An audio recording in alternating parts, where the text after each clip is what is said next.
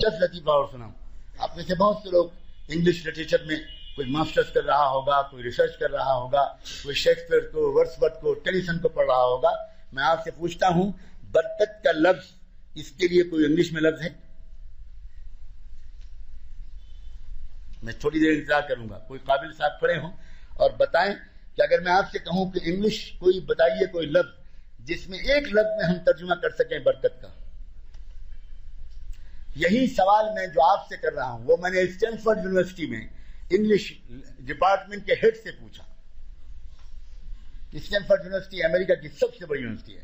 American presidents کے زیادہ تر بچے اور بچیاں وہیں پڑھتے ہیں. جس وقت میں اسٹینفورڈ میں گیا تھا اور میں نے وہاں پر ایک لیکچر دینے کا مجھے موقع ملا تو انہی اسٹوڈنٹس میں بل کلنٹن کی لڑکی چیلسیا بھی تھی.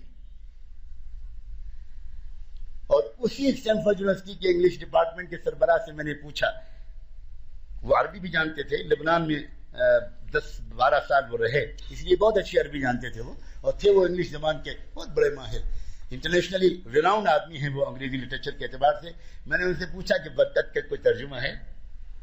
تو وہ حیران رہے کہ I'm sorry. میں نے کہا ہو بھی نہیں سکتا, اس لیے کہ آپ کی تہذیب میں ہی برکت نہیں ہے تو آپ کی زبان میں کیسے برکت ہے؟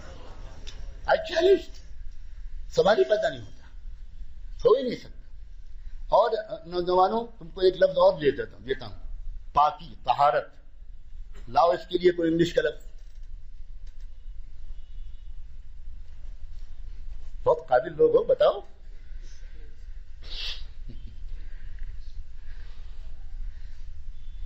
ماں کے پیٹ سے انگریزی بولتے ہوئے نکلے تھے, اب کیوں خاموش ہو؟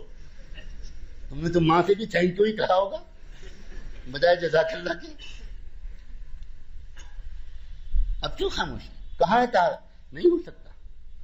میں نے کئی لوگوں سے پوچھا ان کا کلینلینس, میں نے کہا سبحان اللہ, کیا ہر کلین چیز پاک ہوتی ہے؟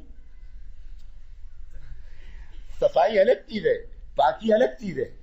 بات یہ ہے کہ پاکی کا جو کانسیپٹ ہے وہ دنیا کی کسی تہذیب کے پاس ہے ہی نہیں, وہ صرف ابراہیمی اور محمدی تہذیب کے پاس ہے. اس لیے صرف ابراہیمی اور محمدی زبانوں میں طہارت کے الفاظ ہیں, دنیا کی کسی زبان میں پاکی کا کوئی لفظ ہی نہیں.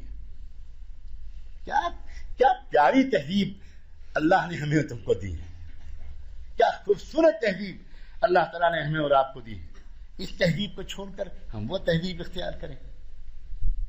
یہ انجانے میں کسی سے غلطی ہوئی ہو تو اللہ اسے معاف کر دے, لیکن اب میری دلی تمنا ہے, اب شعور کا